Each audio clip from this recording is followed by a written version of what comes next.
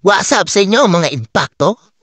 Ngayon pala magpapalit tayo ulit ng battery dito sa mini pa na to. Kasi ang bilis malobat. Ayan, lagyan natin ng siyam. 10 sana kasi bikasya. Ayan, bali, 600 milliamp nga pala isa yan. So, kung kukwentahin natin, 5,400 milliamp yan.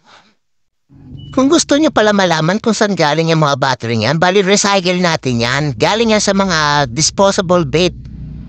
Almost brand new yung mga battery na yan, tapos tinatapon lang. So hinihingi lang natin yan sa mga tropa. So sayang lang din kung itatapon, saka hazardous yan sa ating environment. Dahil yung battery niyan ay napaka-toxic.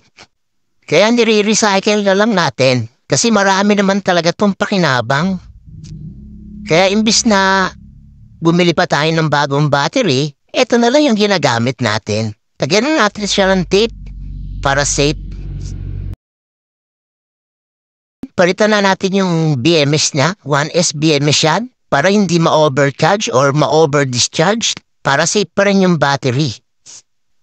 So ayan, isasara na natin yan, tapos na. Kaya guys, thank you for watching. Please follow, like, and share. And don't forget to send stars. And always vape responsibly.